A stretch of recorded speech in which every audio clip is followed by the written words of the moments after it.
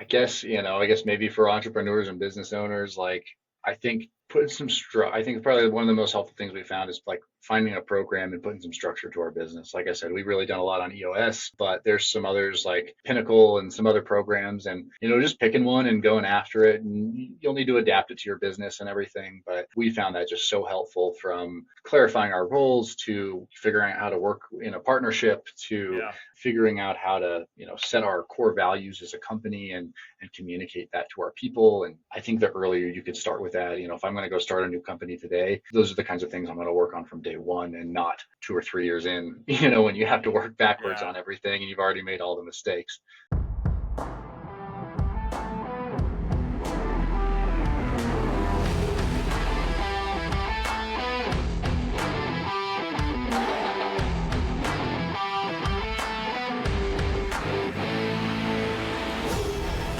Welcome, everyone. Thanks for coming back to another episode of the Big Hitters podcast. I am here with Luke. You may have to correct your last name, Luke. Rizepinick. Close. It's easier than it looks. Rapenic. Z silent. Okay, Repenick. So Yep. Luke is the vice president of sales at Renjoy short-term rentals. Did I say that right? Close. Renjoy. Renjoy. Yep. Okay, Renjoy short-term rentals. Well, Luke, thanks for coming on, man. Yeah, absolutely. Appreciate you having me Um, on. Maybe start with giving our audience just an idea of Reenjoy and what it is that y'all do. Yeah, absolutely. So, Renjoy, we're a short-term rental property management company. So, we're based here in Colorado Springs, manage kind of greater Colorado Springs area as well as up into the mountains a little bit. And the idea is, we really focus on working with real estate investors and people looking to, grow their real estate portfolios, leveraging short-term rentals. We really emphasize and focus on full service property management. So we're doing everything from advertising on Airbnb, VRBO, everything like that. Getting the reservations, setting the pricing, to communicating with guests, to handling the turnovers. We have housekeeping Mm, and maintenance in house. So similar to a traditional property manager, but we're a lot more hands on. There's a lot more going on, a lot more turnovers and things like that. yeah, absolutely, man. That's so cool. How many doors did you say y'all are currently under management? Or We manage about 200 doors right now. okay, and do y'all? Because I actually used to work in property management a little bit as well. Do y'all acquire any of your own homes and then short-term rent them? Yeah, so it's actually how we got started. I got two business partners, and yeah, we got started because we were real estate investors, managing our own short-term rentals, and started looking around for property management, and just didn't really find that there was anyone in the space providing a premium level of service that, especially that had an emphasis on investment and really understood what it meant to be not just a short-term rental host, but also a property owner. Mhm. And so, you know, we decided to start and create the product that we were looking for. And yeah, that's how it all got started a little over 4 years ago now. Okay, super cool. What so what are a few things in your business right now that you feel like are going really well? And then maybe talk about a couple things that you feel like have been challenging this year, things you guys are currently working through. Yeah, absolutely. Um, things going well. I think this is actually going to be our first profitable year, so that's going well. Oh, heck yeah, dude. Let's Yeah, go. so we're very excited about that. Yeah, lots of trial and error, lots of up and down, but I think we finally feel like we've got a place where we've got a solid business. We was talking about it the other day. I think for the first few years, and even this time last year, we still felt like we were on a hope and a dream a little bit, Yeah. and now I think we finally feel like hey, we've got a machine, and there's still so much we want to improve and so much we want to do better, but we've got a really solid team in place, Sure. all the way from our leadership down to our management. We just feel really good about the people that are here, and we think they feel good about us, Yeah. Yeah. and yeah, so that's really exciting overall.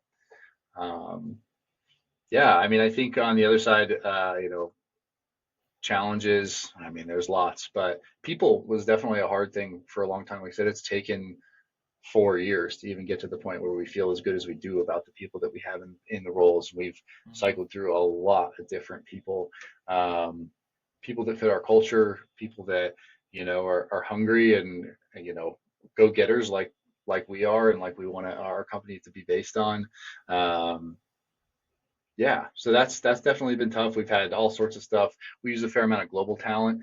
We had a whole thing where we had like 5 or 6 people that we found out were working multiple jobs, all working at another short-term rental management company that was based out Oh, of Florida. really? So they were Um, working two jobs. hmm And were And yeah, these like virtual assistants or? yeah, so we have global employees really in every aspect of our business, Uh-huh. from finance to guest communications to admin to dispatch.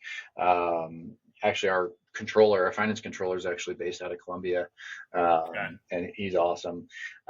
So yeah, we have people in all aspects of our business all over the world. We got people in Sure.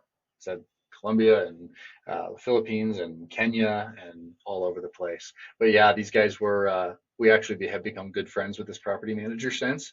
But basically, we called them up. We kind of sniffed out what was going on and gave Yeah. the guy a call. We didn't know him then, and we kind of said, "Hey, we think this might be going on." He was immediately suspicious of us because he had been told he knew where some of these people were.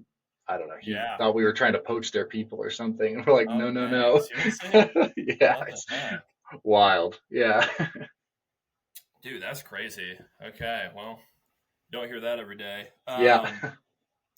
Maybe give I'm curious about this, man. So in your day to day, especially as like a founder and y'all are started a small business, what are a few things that are challenging you feel like in your day to day in terms of just like their tasks and just things that you feel like you have to do still, even Mm, though it would be better to maybe kind of delegate that to someone else and kind of focus your time on higher touch conversations. yeah. Walk me through some of that because I know property management can be kind of a tedious business sometimes. A lot of details. Yeah, absolutely.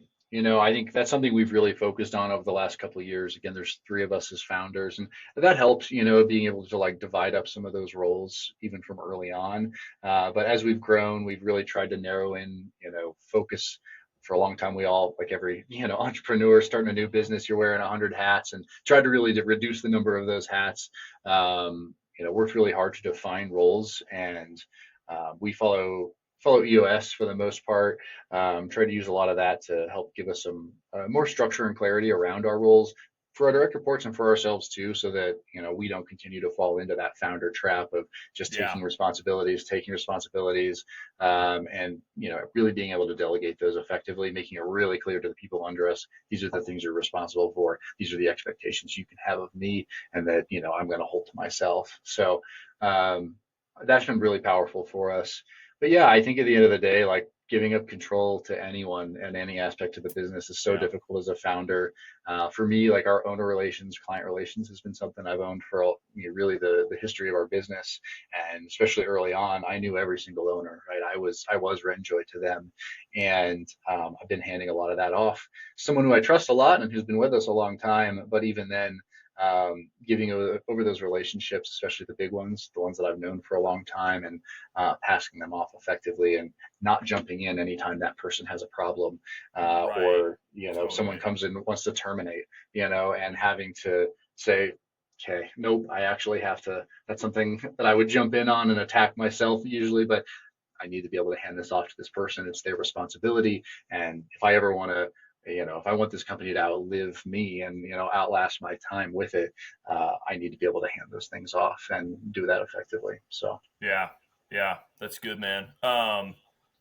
One of the other things I was curious about was AI stuff within the property yeah. management space. So have y'all, sure you're using AI a little bit to some extent, but what does that kind of look like? Are y'all looking to potentially do more with AI down the road?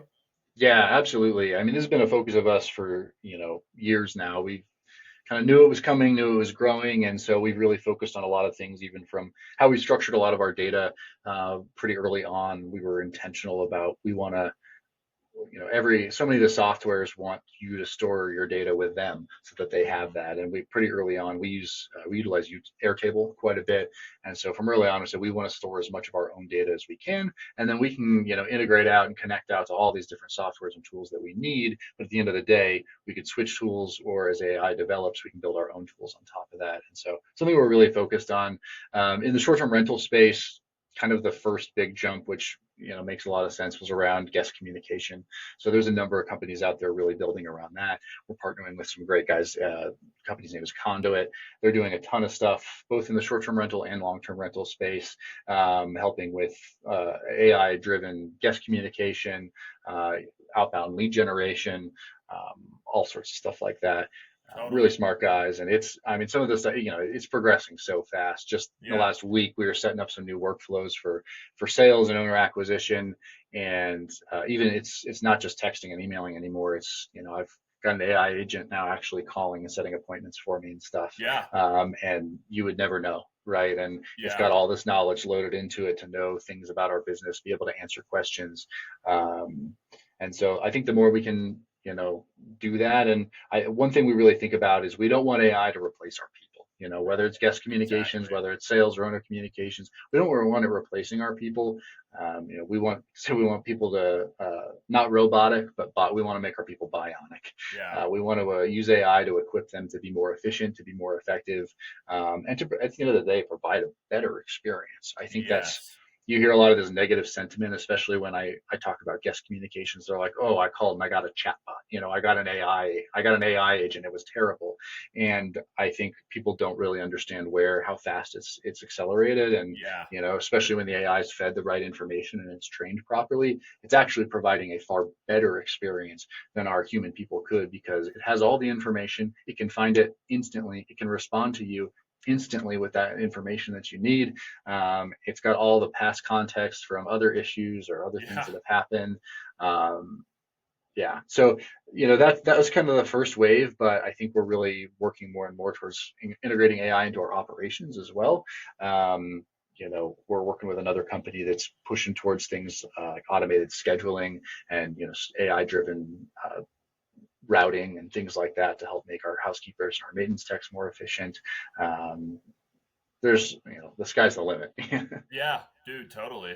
Yeah, it's crazy. That's kind of part of what Andrew and I do, is actually help people implement AI and virtual assistants into their business. So we know Sweet. that world well. Yep. Here's a funny question I like to ask people. So if you could wave a magic wand, and have AI solve something within your business, what would that thing be? Something Finance. that keeps you up at night. Dude, finance. Finance, yeah. Yeah. Oh, yeah. That's one of those that I just feel like it's this massive thing, that's under the surface you don't see. And when you make mistakes or don't do things right, it is just so painful.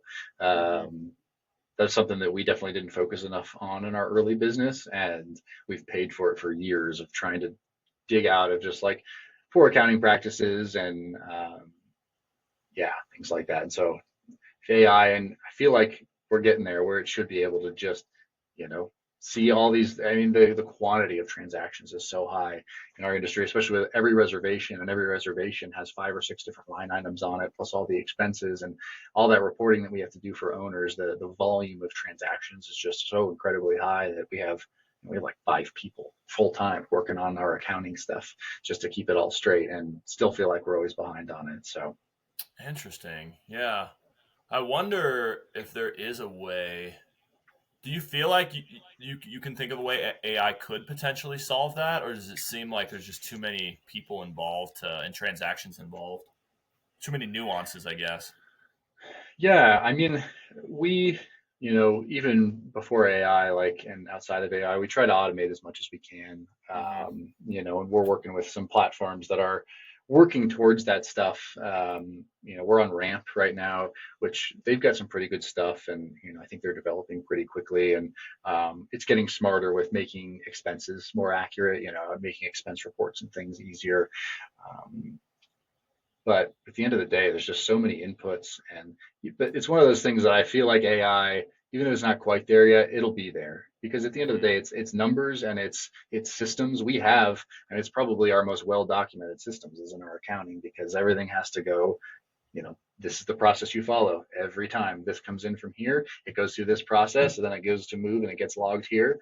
I feel like that's the kind of stuff, if given the right prompting and direction, that AI should be able to handle effectively, and then be able to go back and do reconciliation, extremely quickly and intelligently as well. So, but yeah, at least in the space and what we had, I haven't seen any significant tools doing it, Hmm. out of the Yeah, box anyway. that makes sense.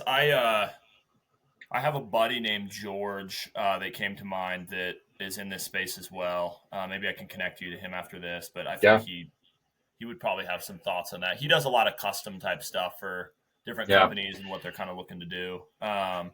Dude, that's awesome. So, y'all, it sounds like y'all are just planning to stay in Colorado. I know you want to probably expand kind of everywhere, but is that the Yeah. goal? Is just kind of build Colorado out and then we go from Yeah, there? we'll see. We've dabbled in other markets. We manage actually a handful of units in Florida, near like the Bradenton, Sarasota area. Um, yeah, we'll see. I think we've definitely talked about other markets. I think moving to other states and other markets is difficult. Like I said, our operations are big, and so right now our big focus is to really get what we have here just so solid and really make those repeatable playbooks so that when the time comes for maybe bigger expansion or other partners, strategic partnerships and stuff, that we're ready for that, and that our core business is really sustainable. That's we're expanding right now up in the mountains a bit. We've got a great opportunity with the Buena Vista community up Oh, really? there, Buena and Vista's so awesome. I love it. yeah, we love it up there. One of my business partners, he lived there for a number of years and owns a few properties there. And so we've been plugged in there for a while, and we just made a great partnership with a South Main development there. So really excited about that. Hmm. That's awesome, man. Is your competition like just Airbnb, VRBO? Is that, or is it completely different than that? No, good question. So yeah, that's kind of a common misconception. So Airbnb, VRBO, Booking.com, these are all just advertising platforms. So we take say you had a property, we'd take your listing and we'd advertise you on Airbnb, on VRBO, on Yeah, I Booking.com. see. So Okay. that's what's bringing the guests in. Our competition is either other property managers, or we also compete a lot with owner operators, Hmm. especially in Colorado Springs. The market is still largely unprofessionalized. Something, Hmm. I think, like maybe 30% of units are actually managed by professional managers. Everyone else is still just managing properties themselves, or just themselves and friends or something like that. Hmm. Yeah, absolutely. How do y'all what's like a client acquisition strategy that y'all have found has worked well? Are you guys doing like cold email? Are you doing cold calls? Are you doing just Yeah, social media marketing? we've relied a lot on referrals, and just like word of mouth. That's by far been our biggest. Our cost of acquisition is like stupid low, because of that. Yeah, Colorado Springs is a big city, but at the end of the day, there's a lot of tight community, and totally. like word of mouth is really big. So, and even before Renjoy, we were plugged into the real estate investing community already. So we've got a meetup that we still host once a month for real estate investors, and try and go do speaking engagements, other like meetups and things like that. So that's definitely been the biggest. Outside of that, yeah, we've tried a lot of like mailers, and those have had I would say relatively low results. We found actually we've done a couple of text campaigns recently, Hmm. and we've actually seen a pretty good um, rate of feedback on that. Where I'm excited, actually, I think next week we're going to launch our first AI-driven text campaign. Before it was like we'd blast out, a few hundred texts or whatever, and then Yeah. I'm just manually responding to them all. And this is going to be the first one where we're going to send it out, and then the AI, if they respond, great. The AI is going to connect with them. It's going to try and get them on a phone call. It'll actually book an appointment on my calendar with that person. If they don't get back to us right away, it's going to have cadences to follow up and continue to bug them. Yeah. Again, which was all just unrealistically manual for me, before. And so really excited to see how that goes. Yeah, dude, that's so exciting. Are y'all doing that with email as well or not quite? We haven't tried email as much. We've done it a little bit. I think found it's harder to get good email information. Part of what we have a list in town. You have to have a short-term rental permit to list in Colorado Springs, and that permit information is public record. So we submit a Cora request to get that information from the city, and I don't think it includes their emails usually, but it includes their phone numbers. So we've got pretty accurate phone numbers. Um, and I think that's part of why we've seen that be more successful than mailers even is because a lot of the time we have the rental address, Hmm. but we don't necessarily have a good accurate physical address for the actual owner of the property. So getting that actually in front of them is tricky. Yeah, that's interesting, man. Yeah, I'll have to connect you to my friend George. Yeah. That's actually one of the things that he helped us with the podcast. Okay. So we do, and I've used this for. I have another business that I'm a part of. It's called Faithful Platform. Mm, So we're an online engagement ring company. mm, Super random, but yeah. we basically used this exact same strategy with that as well. But essentially, what this cold email does through the AI scrapes all of the emails. So you guys could find anyone that owns, I don't know, 3+ rental properties or whatever in a specific zip code or state. And this will scrape all the email addresses, make sure that they're accurate, they're legit. And I don't know exactly how the tool works, but it gets the email into their direct inbox, Yeah. which is the hardest part, obviously, That's because the yep. thing about email is everything you're sending just goes to spam, and people Yep. probably are never going to see them. So, but believe it or not, man, that's a lot of the way we get people to Hmm. come on our podcast is just that exact same tool, cold Yeah. email, and we get an amazing amount of responses. So if you're Hmm. interested in Check that, I that can out. set you up with George. Yeah, it'd be interesting connecting. That'd be cool. You Yeah, guys could there's a work lot out together. there. We were looking at a product. We're kind of working on a little SaaS spinoff on the side as well, and we were looking at some bigger outbound like marketing tools for that. And it is crazy. One guy was building one that like it was doing some of that, but it was more around like targeting, being a little bit more targeted with people, especially for getting people on like podcasts and like speaking at events and stuff. And it would go out and it would find like their LinkedIn profile. It would listen to their podcasts that they've been on. It would Yep. like go do all these things. And then it would send them like a super personalized email like, hey, like, man, I love that thing you talked about on that Hmm. podcast. And then suddenly it feels like not this automated like email. It's, there's Dude, clearly AI. absolutely. It's like super personalized. It's freaking wild. Yeah, I know, man. Yeah, I mean, I was pretty surprised, but dude, cold email it works, and Yeah. AI is so helpful with it. Well, dude, this has been fun. So maybe share just last few any thoughts that you have. I always like to ask: is there anything word of advice, rule to live by, anything fun that you're just doing right now you want to talk about? Whatever you want to end on, man.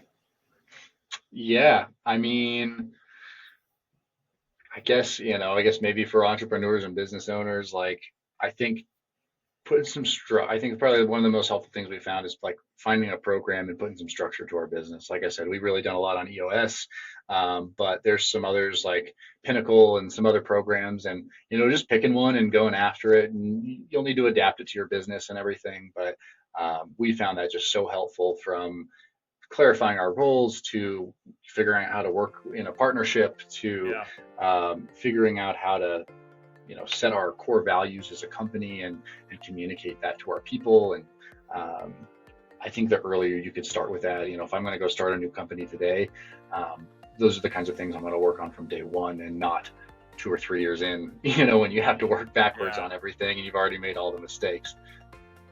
Dude, totally. That's so good, man. Well, yeah, maybe stick around for just a few more minutes and we can Yeah, chat. But, dude, really appreciate you coming on. This was a lot of fun. And thanks for joining the show, Luke. absolutely. Appreciate you having me on. Love it. Absolutely.